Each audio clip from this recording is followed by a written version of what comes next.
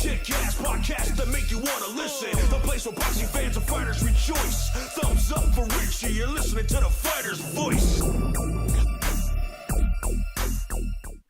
Good evening, ladies and gentlemen. I'm your host, Richard Ortiz of The Fighter's Voice, the only voice that matters.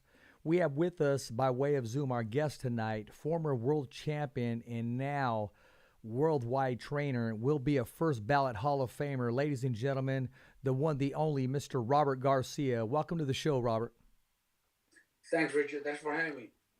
It's always a pleasure, to have you on the show, man. Whenever I reach out, unless you're going out of town or have a fight, man, you've always been 100% consistent with always welcoming, us into your living room, into your house, your gym. And so we appreciate that, man. And we got a lot to talk about today. And I actually, I caught your podcast the other day of you and Pita, and you guys were breaking down the fights, man. And as always, you guys keep it 100, man. And you know what? Let's talk about that.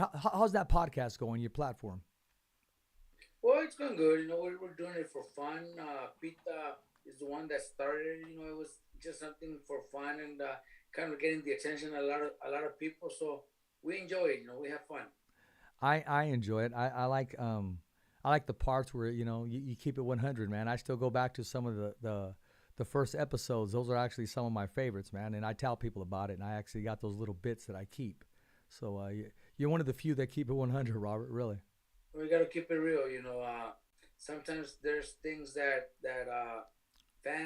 fans or boxing people, promoters, managers don't want to hear. But if you don't keep it real, then you're not a real person. Robert, it's strange that you say that, because I've been battling that within, I would say, the last 3 months lately. And I come to the conclusion as this: look, man, no matter how nice you are or however you portray yourself, you're not going to make everybody happy, man. And I might as well make myself happy by just being true to me. So I'm going to say this one time and one time only, fuck them if they can't take it. I'm going to keep it 100 and I'm going to be the best that I can as me. I try to be Mr. Nice Guy all the time, and with these different promoters or different companies, at the end of the day, Robert, they really don't give a shit. It's all political anyways, man. I mean, they reach out. That's the way it is, Richard. They reach out when they need you. That's just the way it is, with the boxing people, the big times in boxing, promoters, managers. If you don't have something that they want, or if you don't have something that they don't need, they won't even turn around to shake your hand or say hi. They'll never answer your phone calls. But the moment that you have that person or that thing that they need, they'll be your best friends. When it comes to fans and people, behind their computers, there's so many that are always gonna find something negative about you to say. How many people? Just an example. Last year, Eddie Reynoso was the best trainer in the world. Everybody was talking about good fighters that want to be with him, fighters trying to be with him because he's the trainer, he's the man to be with. And this year hasn't been a good year for him, and now everybody's saying he's not a good trainer, he doesn't know what he's doing, and all that. So right now it's Eddie Reynoso. A couple times it's been me, you name them. It's always like that with people behind their computers. But in all honesty, I really don't care. I keep working. I keep opening my gym every day with all my fighters that I have. I keep taking them to fights. Yeah, I don't win them all either. I lose some, but that's not. Even though I'm gonna get a lot of haters. Who cares, man? If I'm not doing good, they're not going to be talking about me. So if they want to find something negative or find the first reason or the first loss to talk negative about me, that means I've been doing good, because they find something negative to talk about me. You're absolutely right, man. I mean, I don't know what any trainer in this industry that's ever been undefeated. I mean, losses are a part of life, and it's a part of growth, and that's how you grow as a loss, and that's how you become the man that you are, and the experienced person that you are. And I just been at a, whenever, and I'll keep it real. Whenever you apply for these credentials, I honestly think before they even arrive on the computer, their mind's already set on who's gonna be granted a credential to cover and who's gonna be full access. It's already set for the next 2 years, the next 2 or 3 years. It's already set. It's 75% of it is already set. No, that's for sure, and it kind of sucks, because there's so many people out there putting in their work, and they get rejected. It's just the way it is, But like I'm telling you, I have fighters that I try to push to get a fight under a promotion, and they reject me, and then out of a sudden he gets a call to replace somebody in 1 week notice. Yeah. And then he goes and becomes a world champion. And guess what? All those promoters that I was asking for a fight, they're calling me now. What happened? How come he's not with us? Well, I gave you guys a shot. I asked you for the opportunity, and you guys never gave it to me. And I know exactly what you're talking about. That's a special breed. That's a special. Those fighters come along, and he hasn't even begun his first chapter of writing his boxing historical story. Both brothers. Robert, you noticed something. They fell in your lap for a reason. You trained them. You inspired them. They were the gem that God brought forth with you, and you didn't reject them. You embraced them the first day as you embrace them today. Look, when you have kids that are hard workers, that train very hard, they're dedicated, and you've had them since training pro to the pros to becoming world champions. That's special, that's very special, and you have to admire their will to leave their families, friends, their hometown behind to change their career and to make their career somewhere else in another state, and that's what those kids have done. Franco and Bam Rodriguez both did that. Bam has been with us since he was 15 years old. So it's you can't not fall in love with these kids. You know what I mean? Absolutely, man. I mean, two different personalities too, and but when they're in the ring, they share that common competitiveness, and they're both beasts in their own right. Very smart, articulate, and follow a game plan, and just every trainer's dream. I mean, what more can you say? And they're both in a hot division right now. I mean, a lot of people talking about the welterweights. They're talking about the heavyweight division, but let's not forget these little guys, man. I mean, the days of Ricardo Lopez, Michael Carbajal, Chiquita Gonzalez, all of them. I mean, these guys all have hands, and they're very athletic. And it's about time that we put some respect on that division. And if they don't want to put respect, these fighters are going to take it. No, right now that's one of the hottest divisions right Absolutely. Now in boxing. With pound for pound fighters like Chocolatito Gonzalez or Gallo Estrada. Them to themselves have had great fights, and now Joshua Franco and Bam Rodriguez being in that division and also holding a title. It just makes the division more exciting. Especially two brothers being on the same division and both world champions. It makes it even better. It does. Let's talk about divisions, and let's talk about taking risk and daring yourself to be great. Let's talk about last weekend's fight. I mean, Eddie Reynoso, of course, was in the corner of Canelo, and you got to remember, I mean, the man moved up and took on a bigger man. I mean, we can talk about the game plan. We can say whatever we want to say. At the end of the day, this man stepped out of his division. Robert, he stepped out of his comfort zone, put himself in a different division, in a different comfort zone, and just went for it. How can we knock a man like that? All of a sudden, he takes a defeat.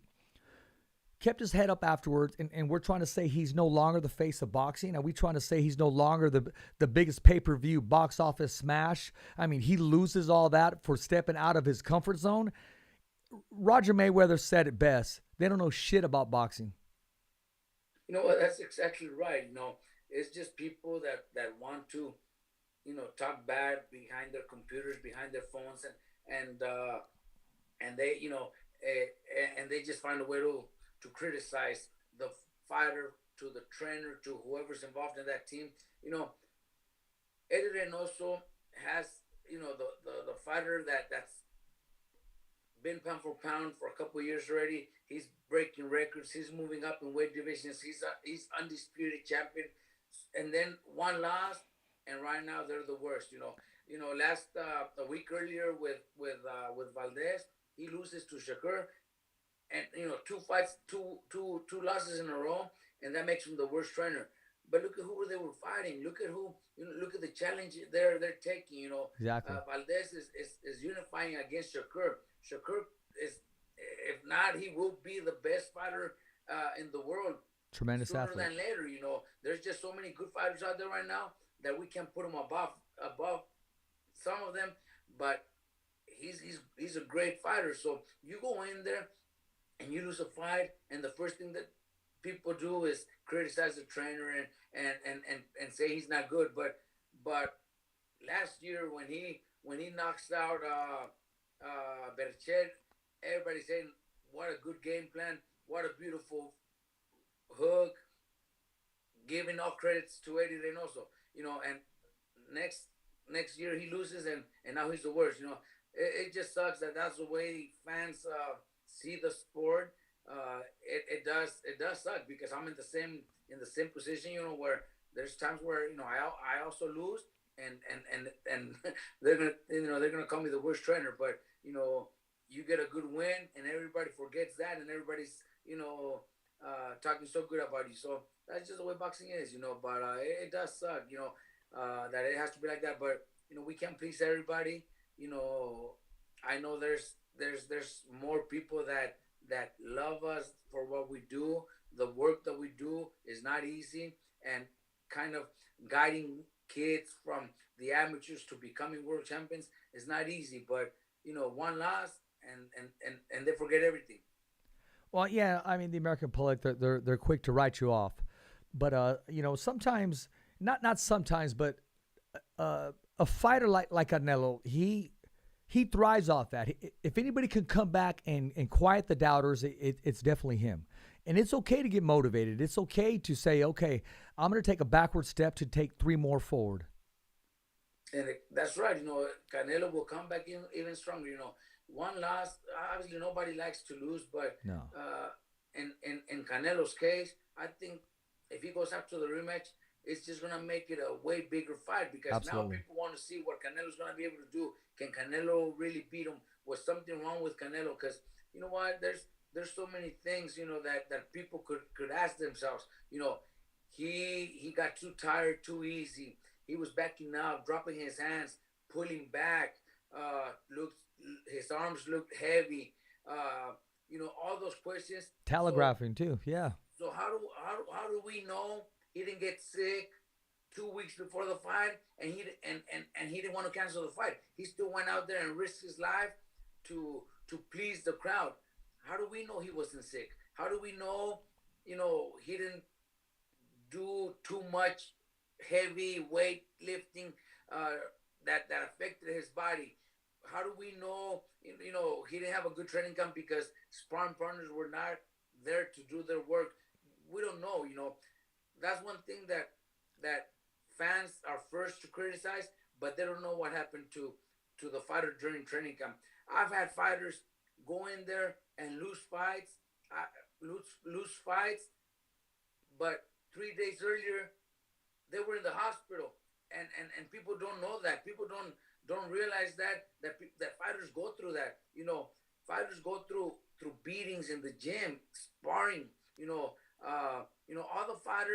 All the fighters do their medicals a month, 2 months before the fight. They pass every medical because they're fresh, they're ready to go, so they do their medicals. Mm-hmm. But then last 2 weeks before the fight, you're already cutting weight and you're still sparring.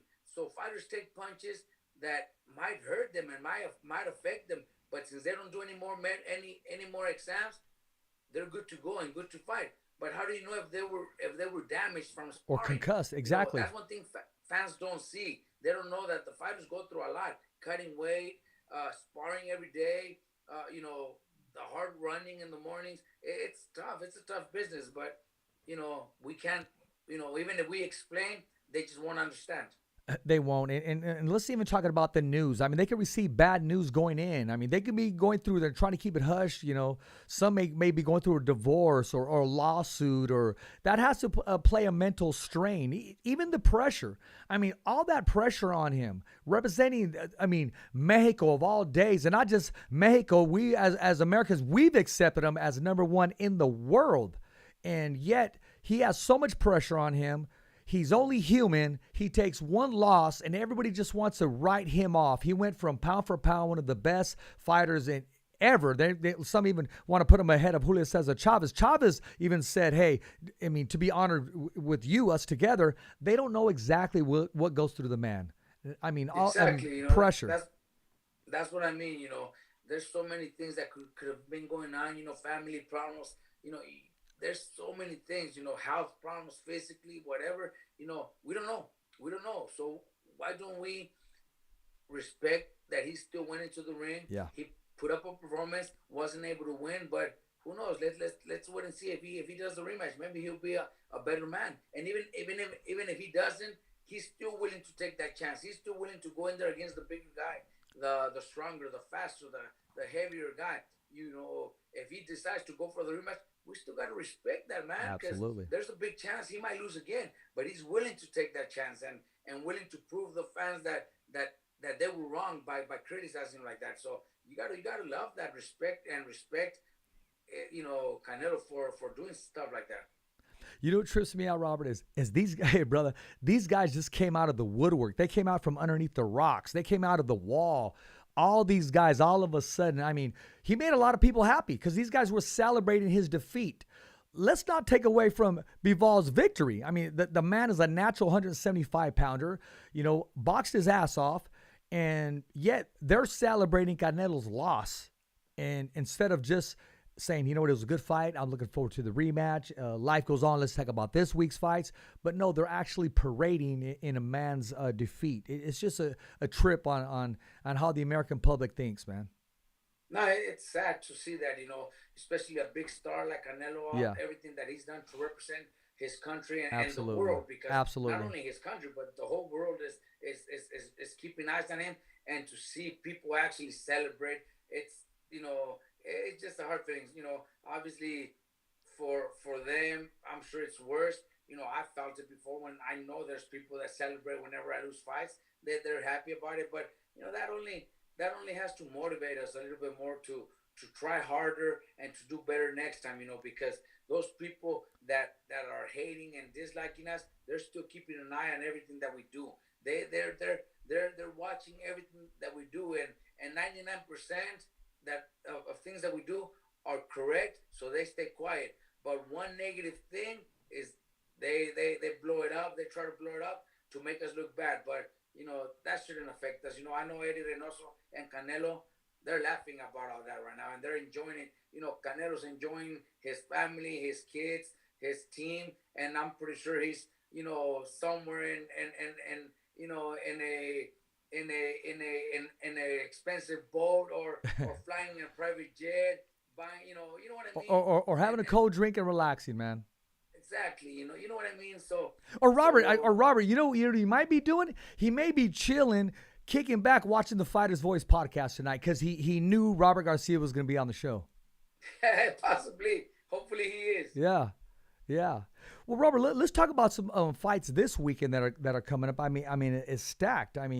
And also I want to acknowledge Mark Castro from Fresno area was victorious. He was on the undercard, and he continues to win and learn as he goes. And he's a prospect to keep eyes out on him. Eddie Hearn signed him as soon as he saw him and knew exactly what he was capable of. But let's talk about some upcoming fights. We got the rematch on Showtime, and the Charlo brothers, man. And I want your take on that. I want your take on the rematch. You know what? I think that's one probably the best fight of the weekend, because I think so. It's already a rematch. People already seen the first, and a lot of people I think I could be one of them. That I actually thought Castaño pulled it off, I did but too. rematches are full of surprises, man. They You are. never know. Charlo might come better and stronger and dominate completely and maybe even stop him. It's possible. I would also like to see. I would prefer to see Castaño pull it off. I know his manager Contursi. We've been friends for a while already, and I would like to see Castaño pull it off. But it's probably going to be the fight of the weekend. Even though we have great fights on two other locations, and on the same card, you have Boots Ennis fighting at the co-main event, which is probably the best young welterweight I out agree. there that still hasn't gotten an opportunity. But that kid's the real deal. Boots Ennis is one that came out of nowhere. Nobody was hearing about him. He was more of a. They kept him low key. Cameron Duncan did a great job keeping him behind everybody. No big promoter, no that. And then out of a sudden, he brings him to Showtime, and he's looking sensational. So that's one also to keep an eye on. But there's three shows in Southern California that the fans are gonna. It's gonna be hard to pick which one to go to, because on the other one you got the Vargas brothers, fighting in the same card on Absolutely. the same card as Kovalev, and then you got Zurdo Ramirez fighting in Ontario on another big card here in Southern California. So it's gonna be a great night of boxing for Southern California. Hey, brother, we're still celebrating Cinco de Mayo, brother. We are. I mean, hey, right? I mean, it's good to see our fighters, our people, and along with all the other fighters out there competing, especially the month of May. It's huge for the sport of boxing, as always is September. The Vargas brothers, you know what?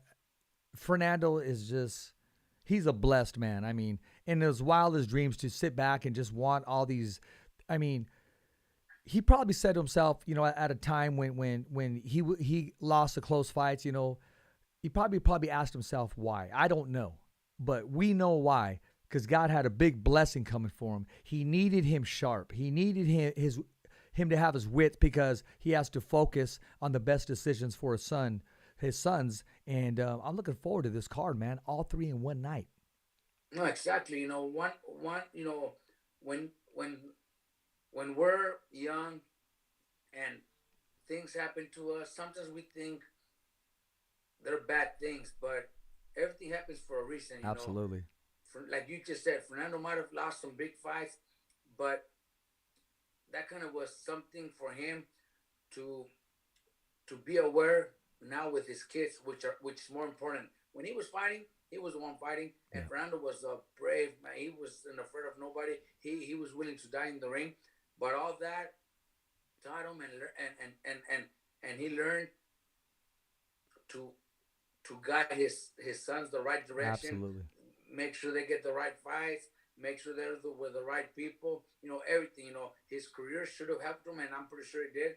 To now guide his sons and to go the right direction, because they're all three are very talented. All three are fighting together, which is something that if probably Canelo and his brothers are the only ones that have done it, because there are Yeah. like 4 or 5 of them. Yeah. Fernando and his 3 kids. That's huge. All three in the same card, all three very talented. I can't wait. It's gonna be a great night of boxing. And I remember I would go watch some of their events. They had some amateur fights in Fresno, and when I had Fernando on the show along with some of his boys, I made reference to, hey, when one's in the ring, the whole familia's in there in one way, shape, or form. I mean, they got to hear those voices. You got to see that Vargas corner, man. When one of those fighters are in there, they're just all rooting on them and just like they're in there. I feel bad for the other fighter. They're not fighting, like in Seattle, they call it the 12th guy. Well, this is the whole Fernando Vargas. They feel that whole air and that whole familia right there, that they're not just fighting one dude in front of them.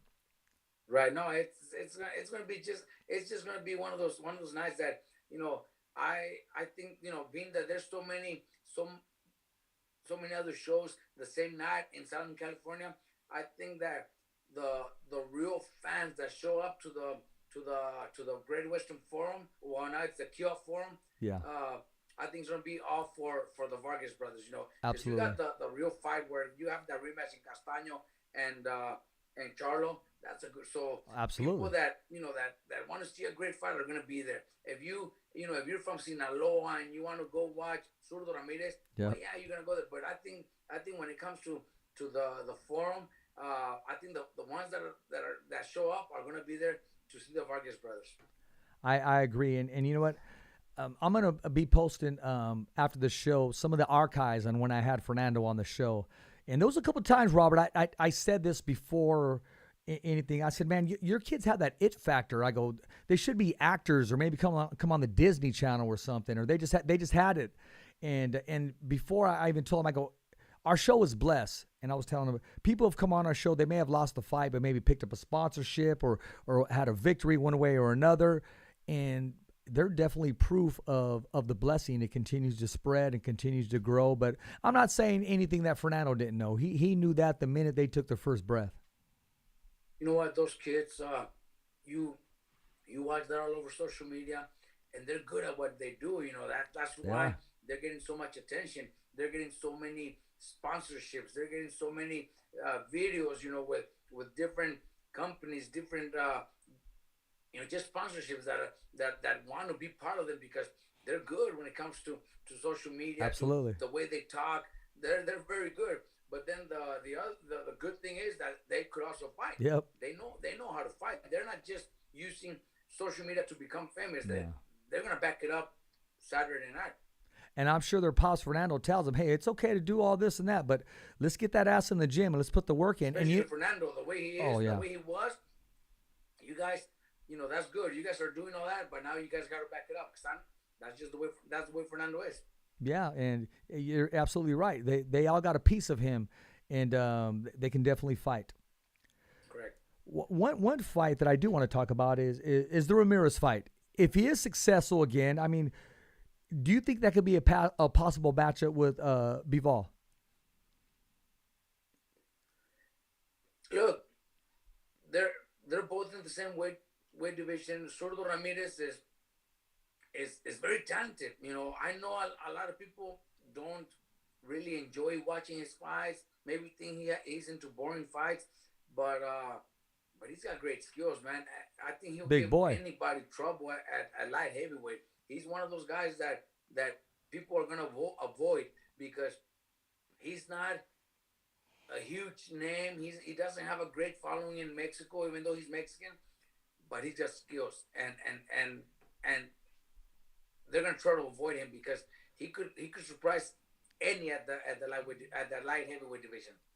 Robert, I saw him in Vegas a couple months back. Man, he looked like he was a cruiserweight. I mean, he's a big boy. He is big.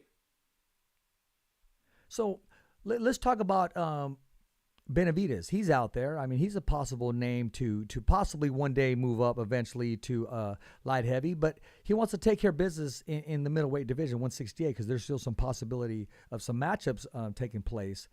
What does Benavidez need to get to that next level of not just stardom, but possibly put him in the top 10 of pound for pound in boxing? Well, I think Benavidez is already there when it comes to stardom. He already is up there. Everybody already talks about him. Everybody already wants to see him and Canelo, because that would probably be the biggest fight. Absolutely. Right now.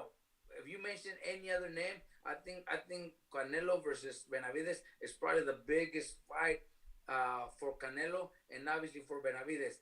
But at the same time, I think Canelo also has a point where I've heard him say, a little bit where, I'm fighting world champions. I became undisputed. I'm challenging myself to move up to light heavyweight to win to try to become champion there.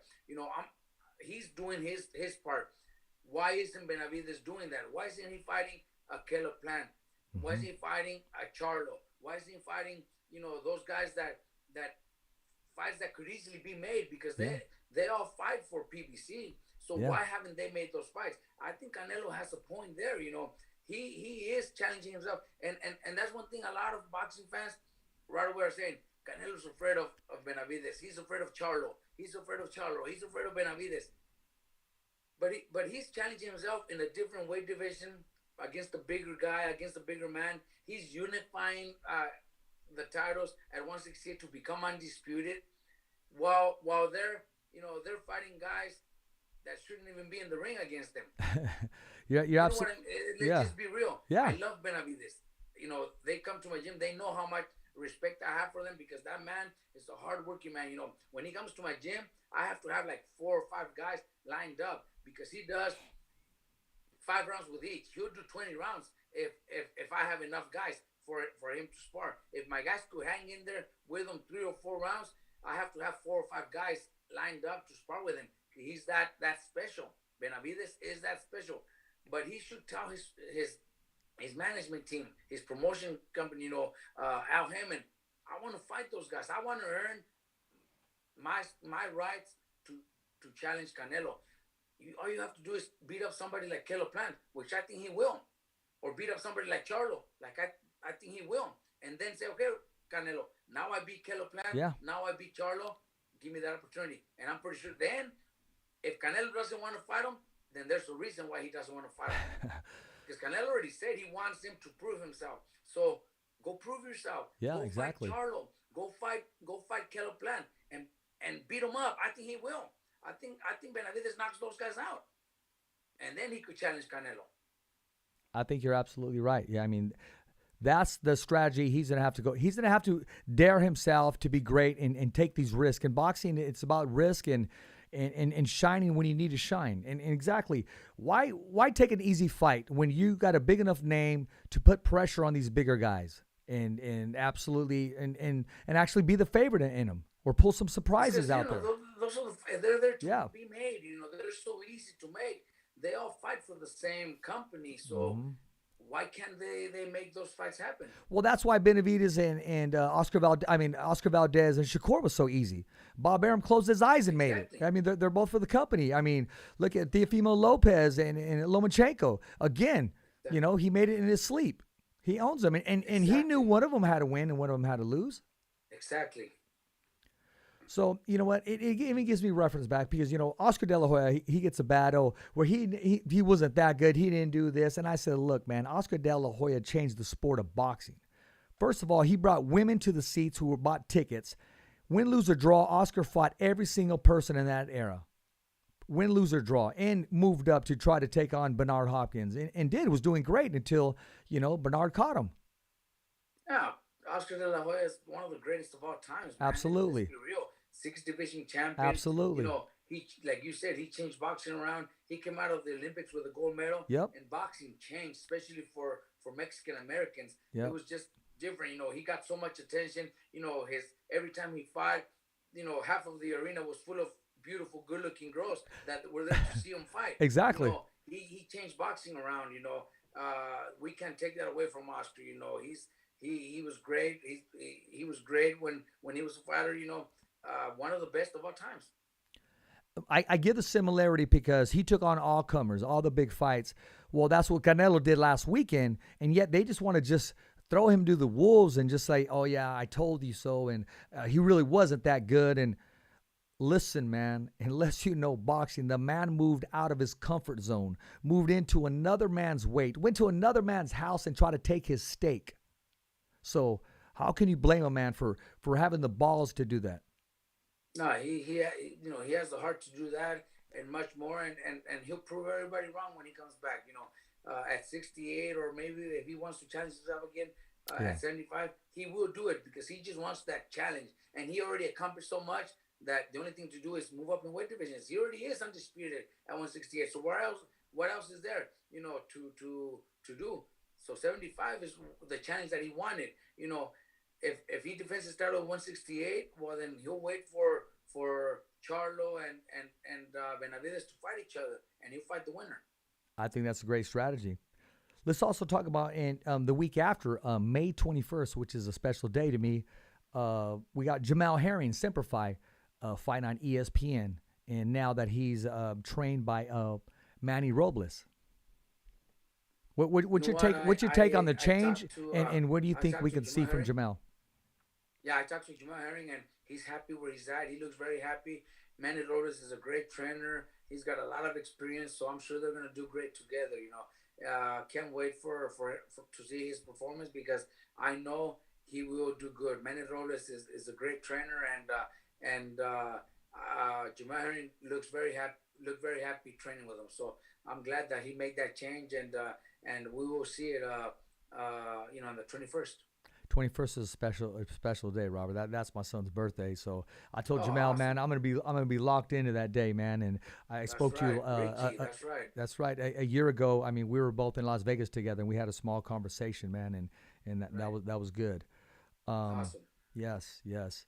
Now there's also a local event taking place this Saturday. So if you're in the Fresno area, it's going to be the No Town Throwdown 5.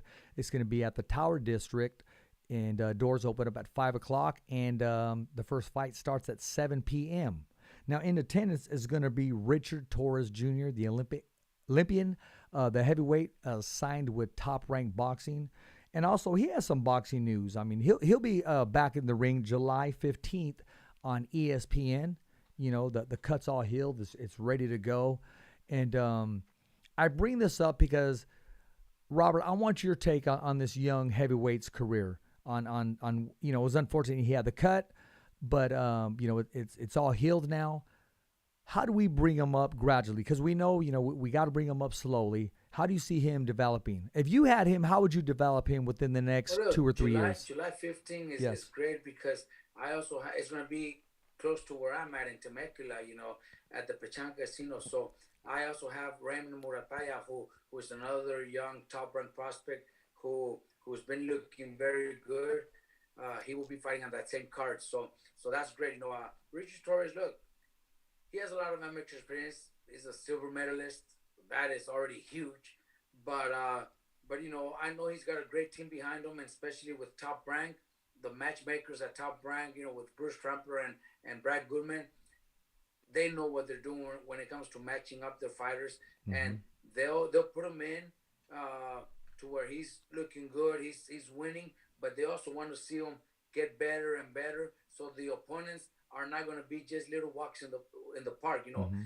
Richard Torres already has a lot of experience from the amateurs, so he's ready to compete against decent fighters and beat them. So I know Top Rank is going to do a great job with him, and fight by fight, step him up until he's ready to compete against the big times. In the heavyweight division, it's not an easy division right now. No. But he's got the talent to make it there.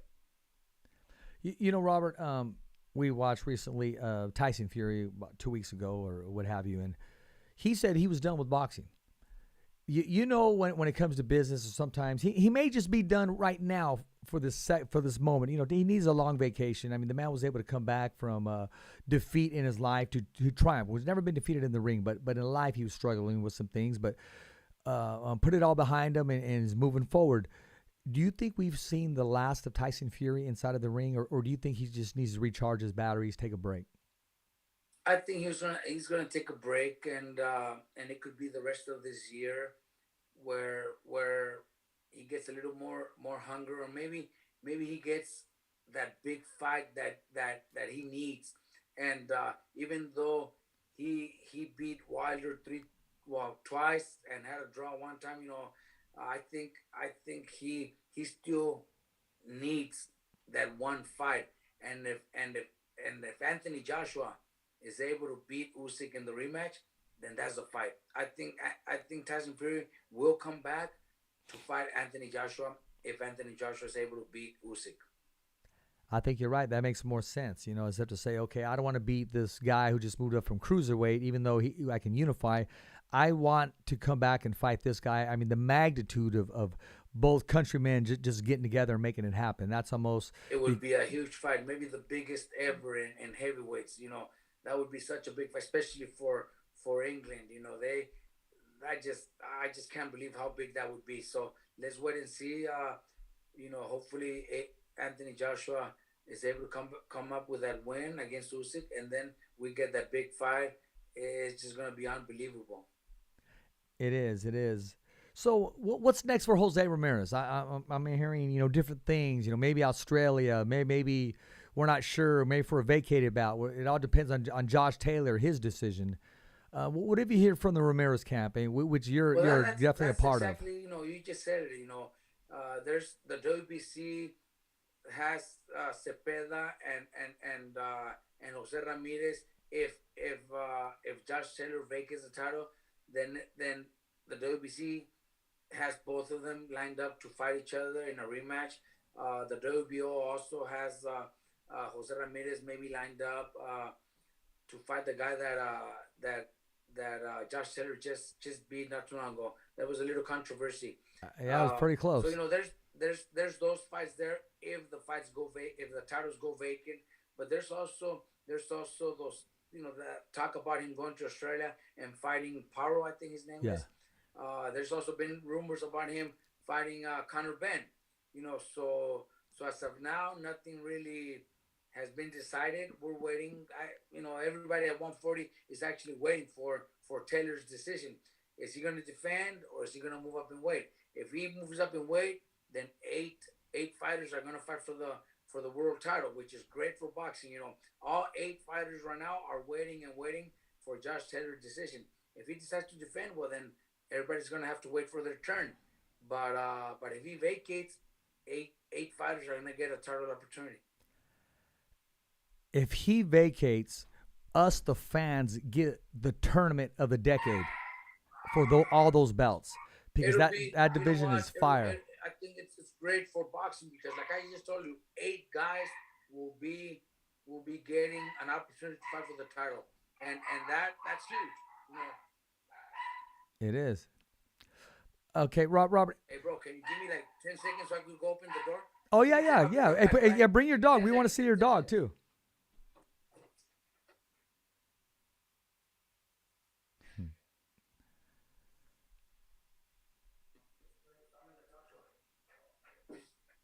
See if Robert brings his dog. Did you bring the dog with you? Sorry. No problem. I thought you were going to hold the dog up or something, you know? Let everybody know. Let everybody know. I was going to ask you that, too. I never had a chance to ask you. Why is it the Josh Taylor Ramirez, the Josh Taylor that Ramirez fought was possibly the toughest Josh Taylor ever in his own boxing history? Why is it after a tough fight like that, the performance following, was that his opponent? Or did he leave something in that Ramirez fight? You know what?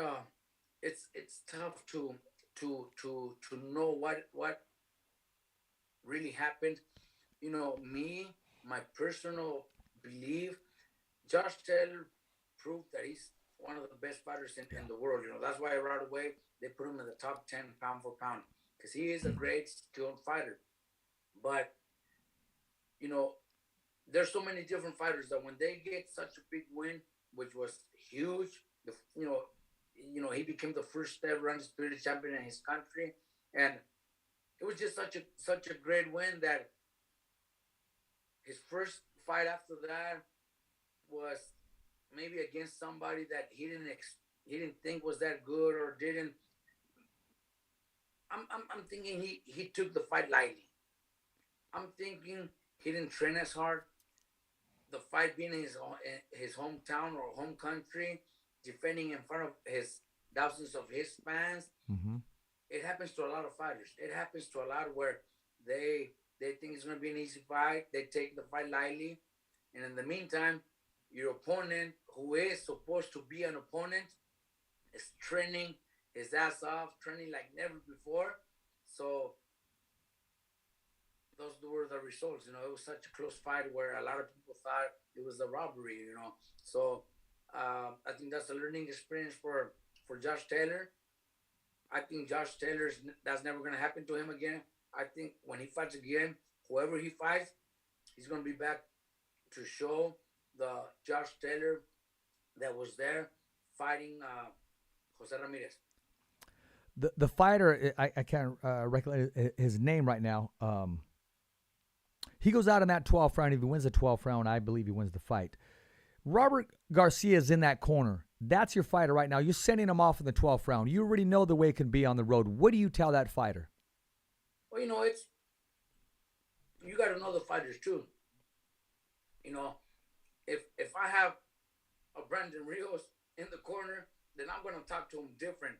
If I have a Marcos Maidana or if I have a Mikey Garcia, three totally different type of fighters.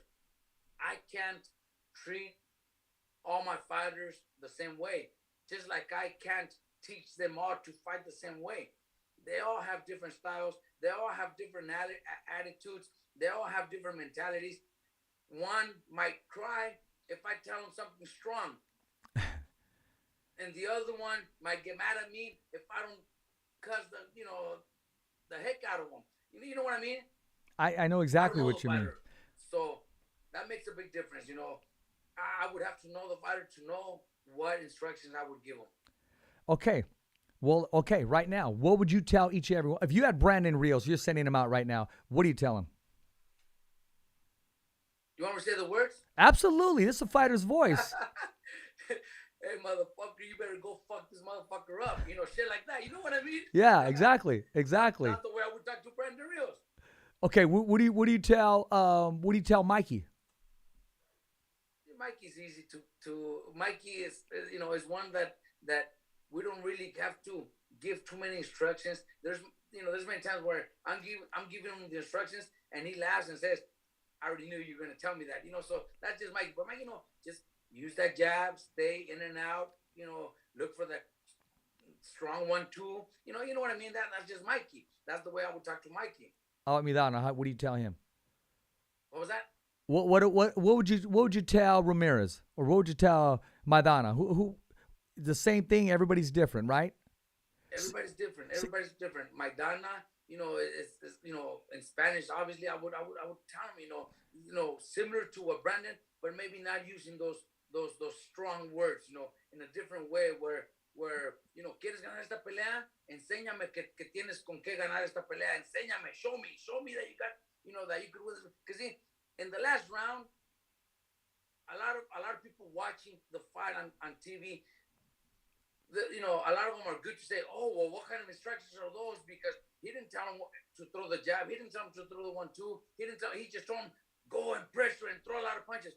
Well, sometimes that's the instruction the fighter needs. With Maidana, why would I tell him throw a straight 1-2 when he never threw a 1-2? I always threw fucking wild punches. Yeah, that over the top. Be aggressive. Yeah. Throw punches from all angles. It doesn't matter where they land. They're gonna hurt. So he does throw some wild punches, some clubbing punches, but when those things land, they hurt all over the arm, the shoulder. I mean, they bruise. They're like bombs. They bruise. They blow you up, man. So you don't. So fighters like that, you don't have to tell them, give me a jab, step back, and counter with a 1-2-3, because the fighter's never done that. He goes out there to beat somebody up. That's what you got to tell him and motivate him to go and, this is your last round. The fight is close. You better go and win this fucking round.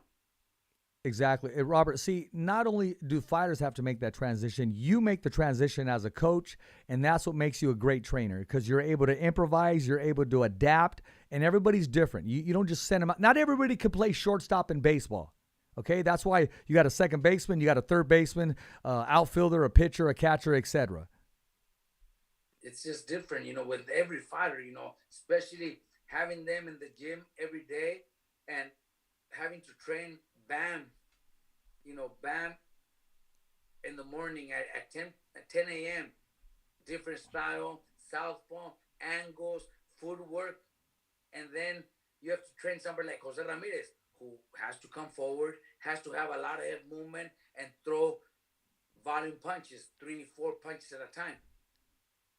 It's different. Everybody has to be trained to what they're best at. Bam, very good counter puncher, little angles, little stepping to the sides and coming back with those combinations, in and out, stuff like that. But then come Jose Ramirez, he's going forward. And, he just needs to move his head a little bit more and throw those combinations, 3, 4, 5 punch combinations. Everybody has to be taught different. And from 10 to 12, training Bam, then 12 to 2, training Jose Ramirez, it's a big change. Not only me, but my assistants, everybody has to make that change. And we've been doing it for many years already, so we're prepared for it. That was interesting. That was very interesting. I'm glad I was able to bring up that scenario because it allows something that's not always common. And that's what it takes. You go to any gym. Not everybody is your stand-up fighter, or not everybody's your aggressive fighter. And as a trainer, you make that transition. And exactly, when I was coaching baseball, I knew there was a tough kid, man, great athlete named Andrew Ochoa. Great athlete, Robert. I just knew I couldn't push that hard because that great athlete would break. And then there was Richie. I already knew what I could just look at him, and he already knew what I needed from him. And sometimes we're harder on our kids, but I would give him his space. Or those other kids, you talk to them nice. They don't want that. They want that toughness. So you got to kind of balance that out. Everybody's gasoline tank. You have to know every one of your athletes, so that way you know how to talk to them. Yes, there's those that are very sensitive, and you got to know how to talk to also. You got to know how to motivate them a different way. And that, me as a trainer, I know how to do that. I know how to read my fighter's mind, what they're thinking, how they're feeling. I know when my fighter walks into the ring and he's tired, maybe he didn't have a good night's sleep, and I'll send him back to go rest the rest of the day. I'll give him a day off. I know when one of my fighters is probably injured from the last day of sparring. Okay, so today you're not going to spar, because I know what happened. So you're gonna do your workup, but you're not gonna spar. That's something that a trainer needs to know. And there's those trainers that don't know that. There's those trainers that think the more you do, the better you're gonna be. Well, no, you're ruining that fighter. You're gonna hurt that fighter in the long run. There's trainers that like to spar their fighters a lot.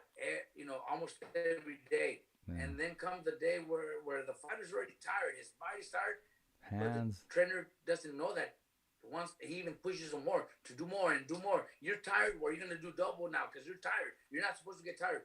Well, the body gives up.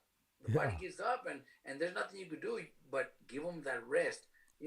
My fighters get a day off. If I see that they're on a Thursday, I see my fighters tired, I'll give them the day off. Why? Because they need to rest. This is very important.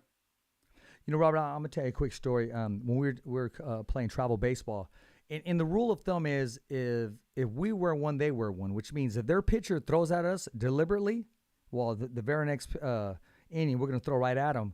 But it was a close game. They threw at the last inning.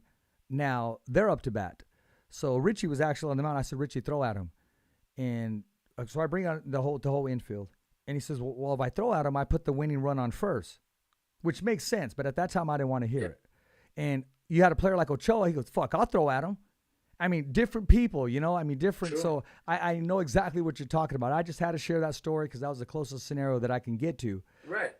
So you, as a trainer, Robert, you walk in there with the balance. You know who's who's ready for the title, who needs work in here, and who needs to work on what? On footwork or maybe the conditioning. And for you to just have it all down, it's like a teacher that knows every student's name. Is that safe to say? That's safe to say. And look, and the good thing is that I also have the guys that also, like Chepe and Pita, my dad, who know exactly the same thing I'm saying, they know what I'm talking about. And then we have Charles, who, if Charles comes in after the workouts to work with him. But there's the occasions where I tell him, look, so-and-so had a tough sparring day, so don't work him as hard. And he'll follow, he'll do it because he knows the importance of the fighter. If he took a lot of punishment in sparring, well, then maybe he's not supposed to do the work that Charles is demanding from the rest of them. Maybe give him a lighter day. We work as a team, and we have to be a team. We can't be where I'm pushing my fighter to the fullest in sparring, and then comes the conditioning coach and works him even harder to where the kid's gonna, we're gonna injure him. We're gonna make him give up and fall, because we're just pushing him too hard. We have to balance that, and we have to. If I give him a hard day, then maybe he's not gonna do anything with Charles. And if Charles worked him out so hard, maybe I'll take it lightly in boxing. That's just the way we have to work. You treat them like thoroughbreds, man. I mean, they're horses. They're machines. So you don't want to run them too long. And I'm glad you realize that, because I've been in some gyms, Robert, where I'm thinking, should I just excuse myself? Because I mean, he's just really tearing into him, not so much physically, but mentally. So I'm not going to mention who and that's or what, but and all that is because that's tough. all that is because I was a professional fighter also. I know what it is to go in the ring and spar 12 rounds and get tired, and then next day have to do something like that again. I know when my body was asking for a day off, because I did it. I know when my fighter is hurt, when, like I told you earlier, I know when my fighters walk in the ring and I see one of them not maybe had a bad night of sleeping, maybe got injured from his previous day in sparring. I know, because I fought. I know how to read my fighters' body. Their even sometimes just the way they talk. The way they come in and asking me, about training, and I know when they're tired or they just don't have not having a good day. Let them rest. I know the body needs rest, and I was a fighter. There was many times where my body was asking me for a day off, and I didn't give it to him because I thought the harder you train, the better you're going to be in condition. That's not the way it works. Robert, I'll tell you a quick story, and this is the truth. Yesterday, I got on the treadmill. Well, I wanted to shred some weight, lose some water, so I put this plastic suit on. And brother, as soon as I got off there and I was gonna go hit the ab machine, it just I got lightheaded. I was just holding on. I was thinking, man, I need to put some of this water back into me, because it was literally coming off me. Those rubber suits. Right. No, it's true. A lot of fighters, are used to training with those sauna suits every day, and man, you're only hurting your body. I used to wear them, and man, there was days when I felt like shit working out, but I thought that was the right way to do it, and I thought that was the only way to be in shape and to get in shape. Yeah. But no, man, there's so many mistakes that we used to do that now that I'm fighting, I'm not making those mistakes with my fighters. Well, that's good, man. I mean, you learned from it. Before I let you go, I want to tell you this quick story. Las Vegas, Oscar Valdez, Shakur Stevenson, I run into Ali Setback, and, I interviewed him. I said, hey, any chance of you fighting in celebrity boxing, exhibition, or any of the above? And he goes, no, not really. He goes, well, excuse me, and there was another gentleman with him. He goes, well, what about those other guys that are talking? So Ali says, okay, I'll take on the Island Boys. He says, both in one night. And Robert, I'm asking you, if that happens, that takes place, and you're going to be in Ali Setback's corner when he's taking on both Island Boys. So when he's taking on the first one, and then he kind of mimicked him. He goes, I seen him work out, and he kind of mimics him, showing the way they were hitting the mittens. How do you instruct him for the first one to get to the second one? What's your training method for Ali Setback taking on the Island Boys? Well, first of all, I don't know if Eddie can really take on both of them that same night. Honestly, the kids are young. They're young. They're full of energy. Eddie's not very young either. Like Ellie's not. Ellie needs to get some sleep. So that's a big difference there. I've seen some of those videos. It's fun to watch, but just the fact that they're maybe half Ellie's age, it's gonna be a big difference when it comes to conditioning, to throwing punches. I think Ellie, like myself, even though I used to box, we won't be able to hang one tough round in there because we've been out of it so many years that it's gonna be tough. Ellie's never done it before, so I think Ellie would have a hard time against those kids because they're just a lot younger. They're full of energy, and even though they can't fight much, because really, from those videos that we watch, they can't fight much, but they're just young. They're full of energy, and the first minute or so, maybe Eddie could land some good punches, but he will get tired. He's probably twice the age of those kids, so it'll make a big difference. Well, Robert, I'll tell you what, you made a big difference in my life. I mean, honestly, you have. You don't know this, but I watch you, I learn from you, and I kind of watch the way you respond to certain things. And then there's that craziness that I see in you that, you just don't, you're a straight up person. And you were able to make me laugh because I wasn't having such a good day today, man. I just wasn't. I really wasn't. And not being able to adjust right off the bat, we had a little bit of a hiccup. I was getting ready, man, to say like, oh, man, come on, man. But I was thinking about all the Canelo fans, and not the same comparison, but I don't want to give these haters the time of day and see me quit or see me walk off or see me give up. I just couldn't do it, especially knowing why I dedicated myself to this, and I don't want to disappoint my son. So when I said, hey, you came in, your vocals came in right at the right time, I honestly meant that, man, and that you were able to make me laugh, because I wasn't able to laugh before, and I'm glad I brought a smile to your face. So I just want to let you know that you don't just make an impact on fighters, man. You make an impact on me, media, or just me being a friend, being acquaintance with you. I'm glad, bro. I'm glad what you're telling me is comes from your heart. I'm also very happy to to make you laugh and make you listen to me and learn from things, maybe catch a thing that you might learn from, maybe I'll learn a little bit from you. It's awesome. But in the last few years, I'm 47, so in the last few years, that a lot of things have happened in life, the passing of my mom, and very close people, people that are very close to me, you know, I see things a lot different, and I think, you got to enjoy every day of your life. You got to hug your wife. I hug my wife every day. I kiss my kid. I kiss my kids every day, because that could be that could be the last day. Yeah. One day it will be the last day. Yeah. So I want to enjoy every minute of my life. If it's in the gym, I want to have fun with my fighters, with Pita, Chip, and my dad.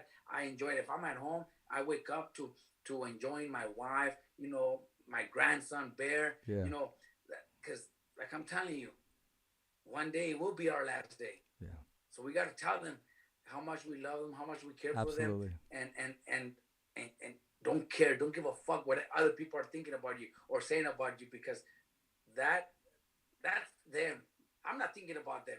But if they are, and if they're wishing me bad, well, that's their problem. I don't have a problem. I'm enjoying life, because one day it will be my last day. Yeah. Very well said, man. I really needed to hear that. That was almost like freaking perfect, man, because I agree with it 100%. And that's not just because, oh, you're on the show. No, that's real talk. I've said that. I've believed it. And, you got me fired up for the next show, man. I mean, because after you're done, we're running a doubleheader. We're going to have Victor Morales, who's fighting this Thursday on DAZN Boxing, awesome. Who is a Golden Boy's prospect of the year. And good little fighter, yes. Absolutely. Absolutely. So I like to do things like this. I like to challenge myself as a host. The week before, I had Mellow Man Ace, a rapper, and Richard. They're saying, Richard, what the hell? How'd you do that from boxing to a rap artist? And then we had Color Me Color Me Bad on last Friday. And they go, Richard, what the hell's going on? What's going on here? I like to challenge myself, Robert, and it was a challenge. And but yet, awesome. Once the ball rolls, we can interview anybody, Robert. I mean, on your podcast, you can have freaking Albie Shore, Keith Sweat one day. Yeah, boxing's all about challenges too. Just what you're doing, what I do. I love those challenges. I love to get one of those fighters who lost and looked horrible in his last fight, but I'm gonna fix something. I'm gonna fix that and make that change. Those are the challenges that I love, and I just like to prove people wrong. Because that's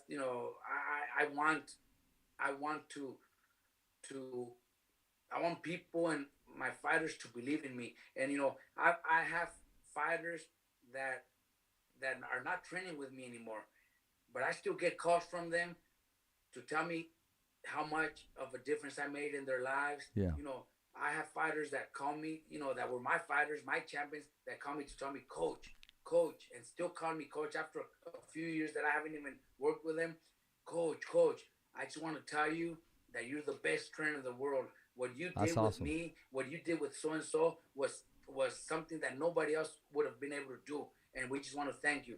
I get those calls, bro. It's awesome, That's why I got to continue doing it.